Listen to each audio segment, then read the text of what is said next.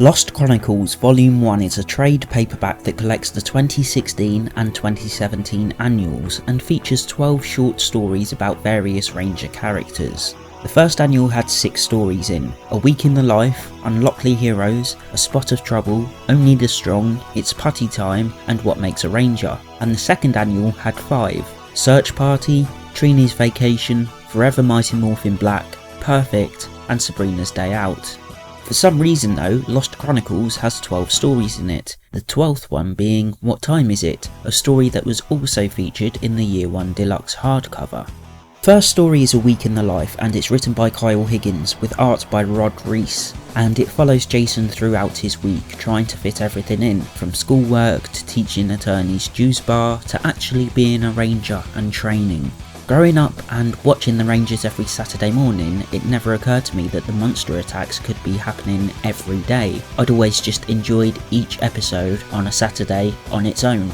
But A Week in the Life made me realise that Rita could have been sending monsters every day of the week, and that the entire series of Mighty Morphin and Zeo could have taken place in less than 9 months. That in turn made me realise that when Jason came back from the conference in Zeo, it might not actually have been a year and a half since he left, it might have only been a couple of months, which would make a lot more sense.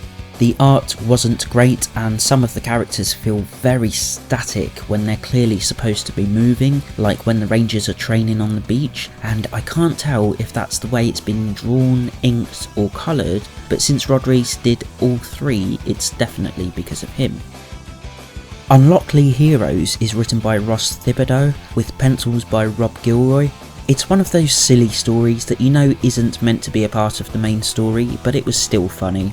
It features the old "Last Time on Power Rangers" recap that you used to get at the beginning of multiple episode stories, and shows how the Rangers were locked inside one of Rita's monsters. Who can save the Power Rangers now? None other than Bulk and Skull, of course. Using some spare change, I mean 2 extremely rare power coins, Zordon transforms Bulk and Skull into the new purple and orange Rangers, who draw on the power of the Baconodon and the Featherdactyl respectively. They beat the monster, free the Rangers, ultimately save the day, then Alpha appears and removes their powers and their memories of being Rangers. It's a fun little story, and I particularly liked the colours. In some places they can be quite basic and 2-dimensional, and in others they almost had a kind of graffiti feel to them.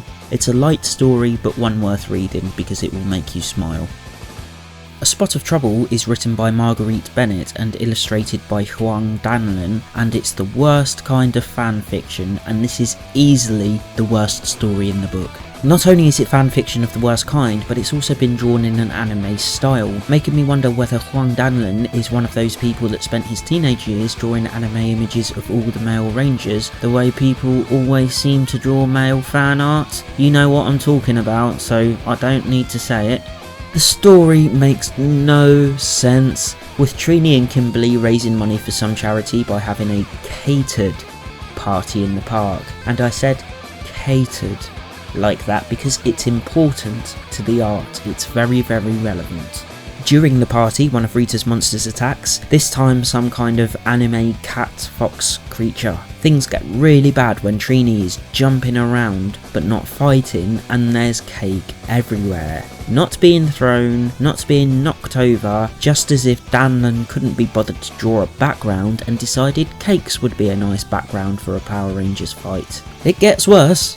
When Trini, after throwing no punches or kicks, asks the creature to stop fighting, it just decides to do exactly that. Shrink down into a fox and fuck off into the forest. Oh! Wow, if only the fucking Power Rangers knew. All along they didn't need Zords, they just needed to ask the monster to stop. It's stupid, it's fucking stupid, the art is stupid, the story is retarded, and stories like this fuck me off so much. This story shouldn't be here. It comes across as unprofessional. It seems more like one person's personal fantasy than someone trying to write a good story for the readers, and that's what makes it the worst kind of fan fiction. There is another story in here with way worse art and a mediocre story, but as much as I didn't like it, I still think that story belongs in the annual, whereas this story just shouldn't have been printed. I never want to read a story by Marguerite Bennett and Huang Danlin again. If you have lost Chronicles, skip this story.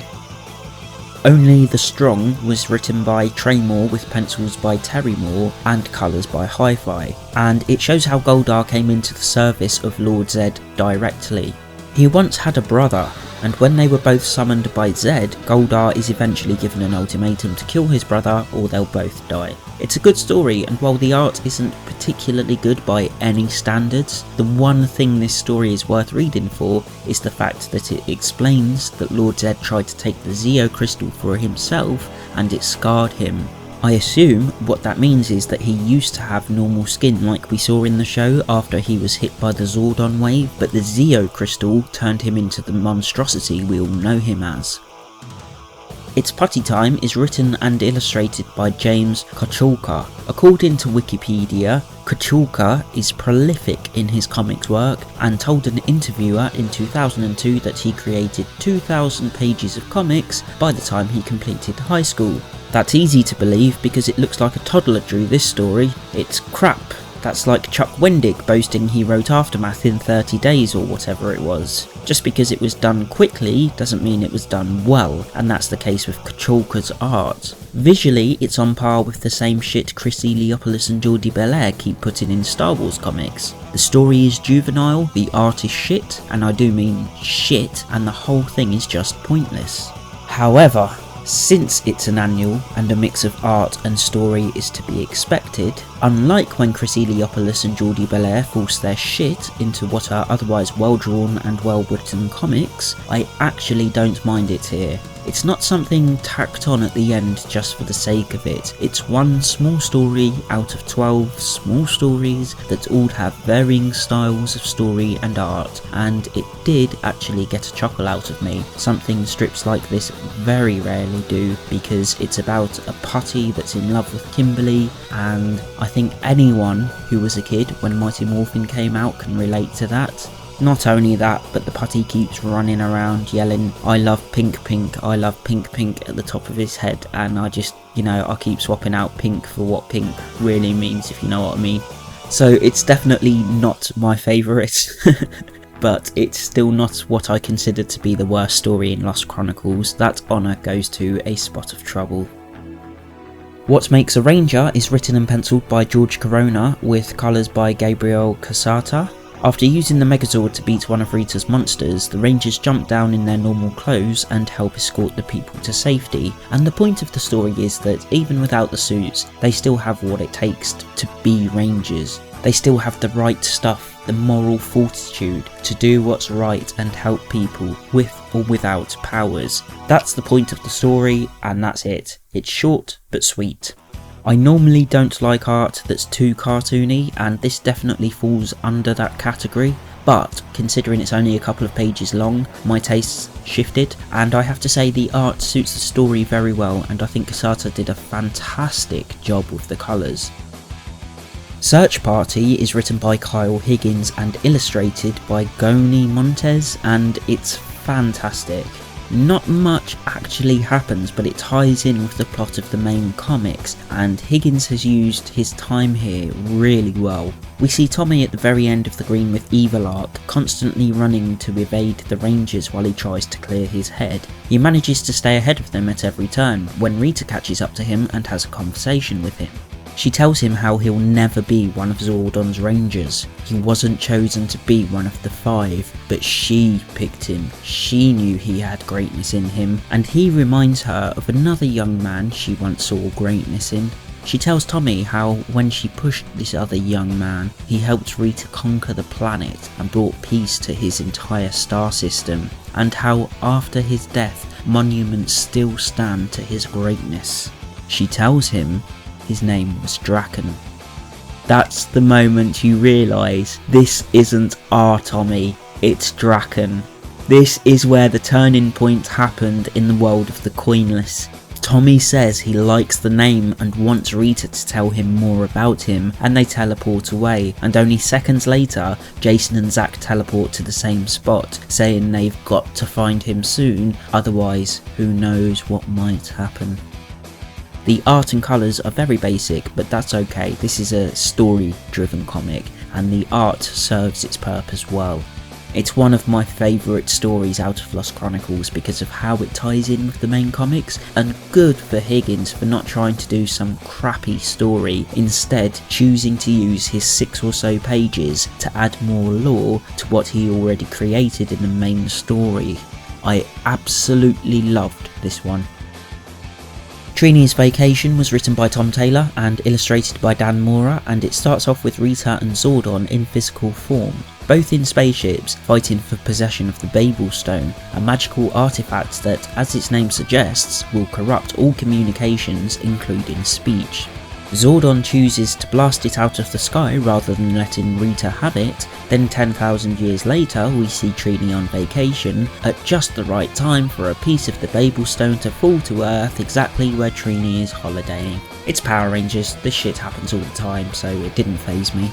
Rita sends Goldar to attack, Trini fights him on her own, Goldar grows and Trini doesn't have a Zord, so she pushes a giant boulder on Goldar's head in a style very reminiscent of Chris Redfield in Resident Evil 5.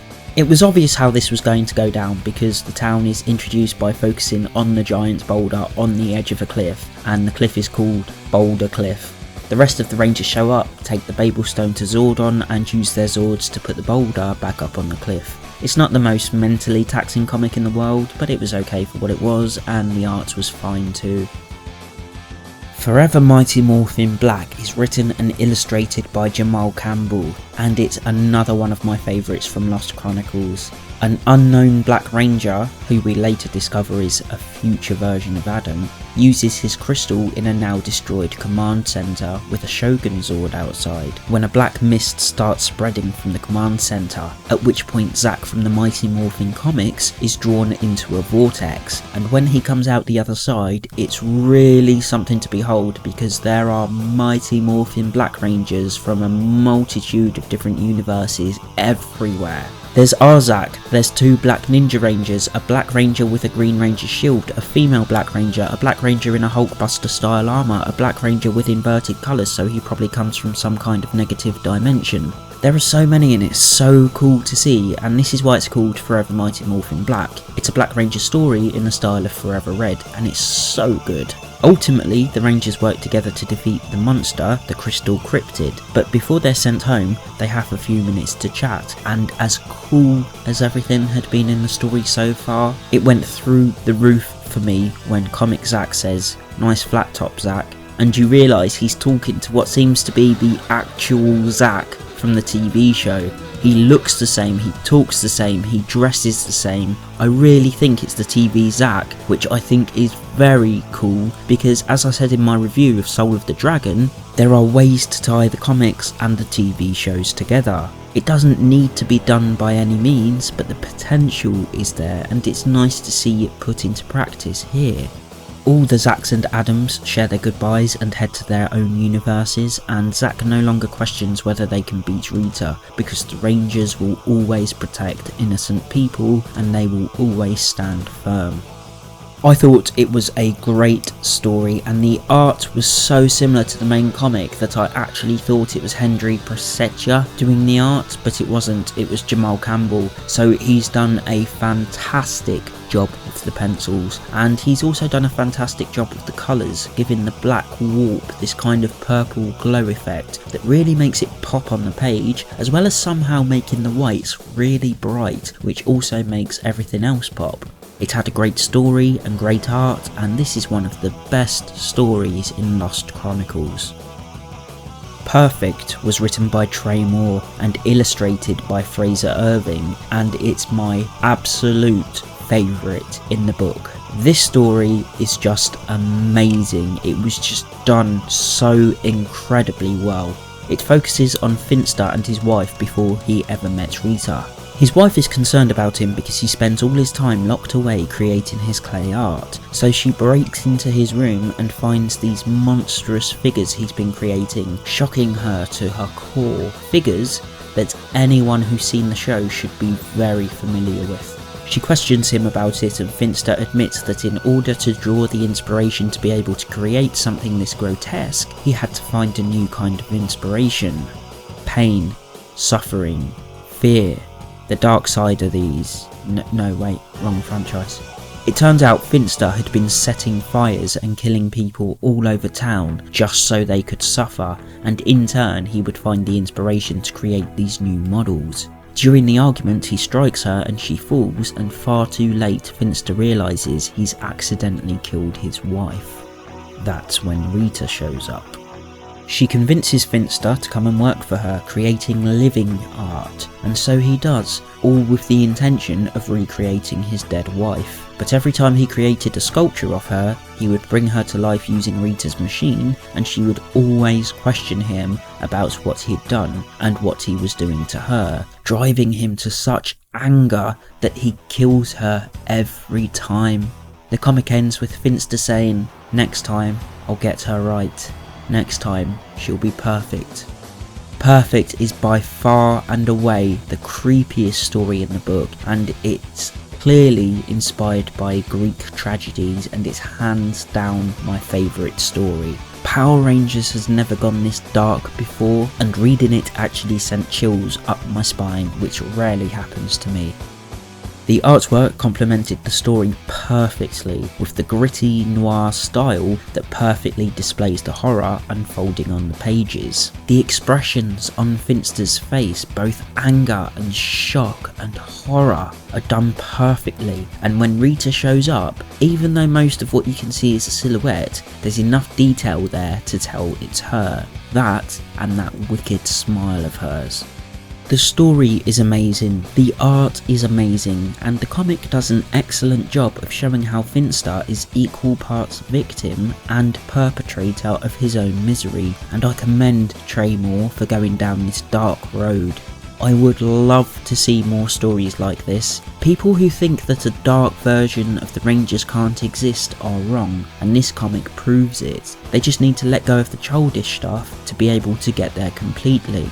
If you don't have Lost Chronicles or the second annual but your friend does, borrow it. Perfect is a story that lives up to its name and you need to read it. Sabrina's Day Out is written by Caitlin Kittredge with pencils by Dajung Lee and colours by Sarah Stern. There's not much to it. It sees Scorpina and Goldar on a day off having fun at the Angel Grove Fair. That's pretty much it. It's not terribly exciting, but it's a fun little story that I would expect to find in an annual, and the art is fine. I would say seeing Goldar in the disguise he was in was actually pretty funny. What Time Is It was written and illustrated by no one apparently. It's in the back of the Year 1 Deluxe Edition hardcover, and looking there, there's no credits on the actual pages of the comic, but every comic has a title page with credits on it, and it says it was written by Marguerite Scott and illustrated by Daniel Bayliss. I still have no idea how you're supposed to say her name, so I'm still going to call her Maggie, just like I did in my Year 1 review. It's exactly the same comic that was in Year 1, so everything I said there still stands, but for anyone who hasn't seen my review of that, I didn't like this comic. I'm just not really sure what the point of it was. Every other comic in this had a sense of telling a story, but this one just felt like I was channel hopping and came across the last 5 minutes of an episode of Power Rangers.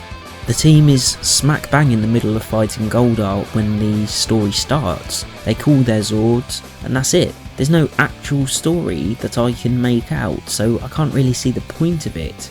At least this time, just like with It's Putty Time, because it's in an annual, I don't mind the poor art and complete lack of story, but just like in Year 1, it still doesn't add anything either, it's just there.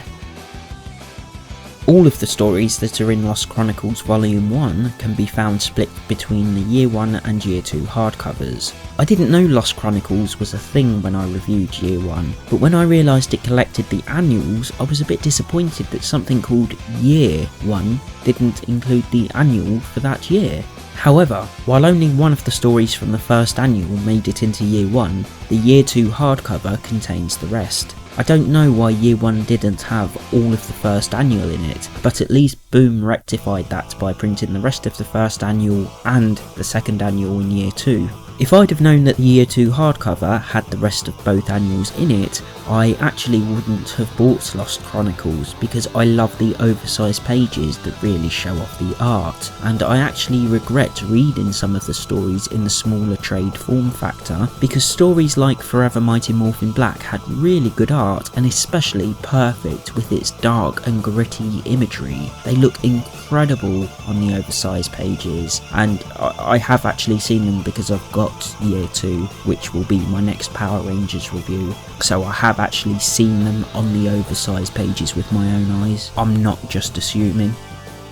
I'm curious what Lost Chronicles Volume 2 will have in it, since Volume 1 is made up of 2 annuals, whereas when Volume 2 is released the only new annual will be 2018, so I wonder if they'll include the first of the 3 one-shots being released this year, those being the Anniversary Special and the Free Comic Book Day Special, and if they'll add in a few extra stories exclusive to Volume 2 to pad it out a bit.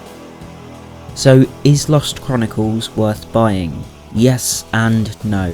If you're lucky enough to own the Year 1 and Year 2 Deluxe Edition hardcovers, there's absolutely nothing new in Lost Chronicles for you. You already have all the stories and all of the variant covers that appear at the front of each story, so it's pointless. If you don't have the hardcovers, then I would say yes. Lost Chronicles is definitely worth getting.